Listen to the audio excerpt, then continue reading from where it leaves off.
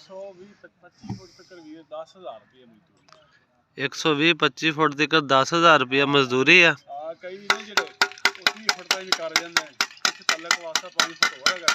सही।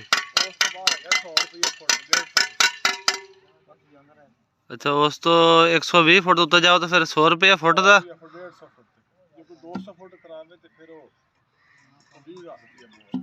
सही। तो मतलब 120 तक 10,000 तुसी लेना, वो तो उत्ते जाएगा तो 100 रुपया फुट का वध जाएगा।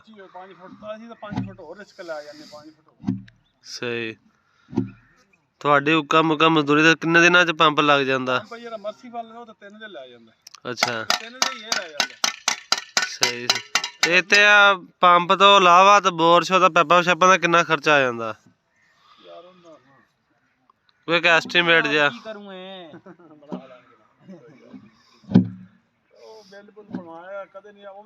ਨਹੀਂ ਅੱਛਾ ਦੁਕਾਨਦਾਰ ਯਾਨੀ ਕਿ 50,000 रुपये च मतलब ठेका मारते तो पंप चालू कर देंगे।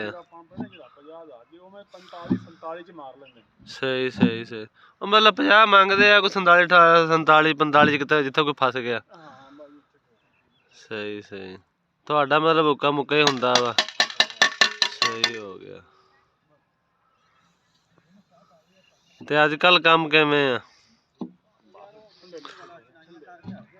क्योंकि महंगाई भी बहुत ज्यादा ना। तो वैसे हुण मर्सीबल नहीं ज्यादा लगते?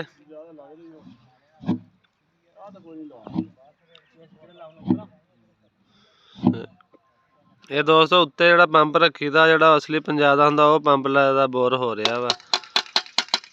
ते ओह पंप भाई कोल हैगा सी ते बाकी बोर शोर हो रहा क्योंकि उन्हें जगह लई है नवीं ते कहंदा ओही पंप लाउणा इत्थे।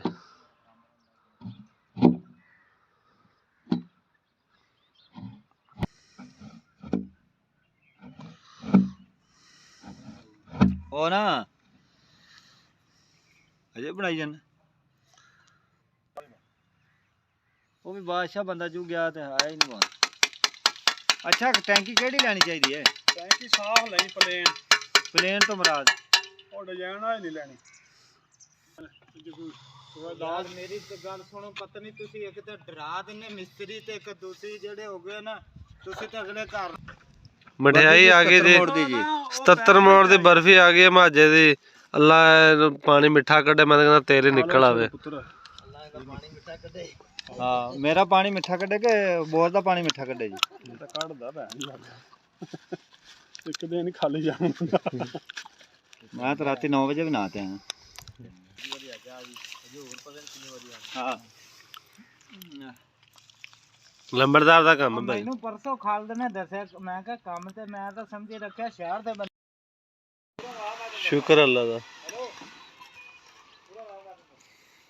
ਉਹ ਤਾਂ ਨਹੀਂ ਸੀ ਉਹ ਜਿਹੜੇ ਆਪਾਂ ਫੜੇ ਅਗਲੇ ਦਿਨ ਅਸੀਂ ਮੈਂ ਫੜ ਲਿਆ ਬੰਦੇ।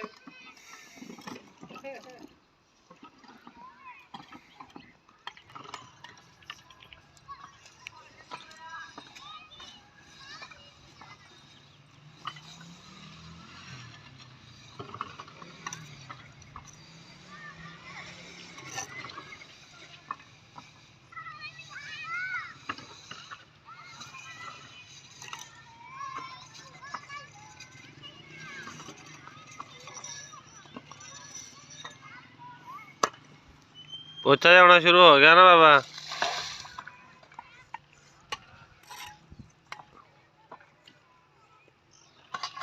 चाचा फिर नेट से चढ़ा देवे तो कमाई पसंद की घरों बाहरों भी जावे। हाँ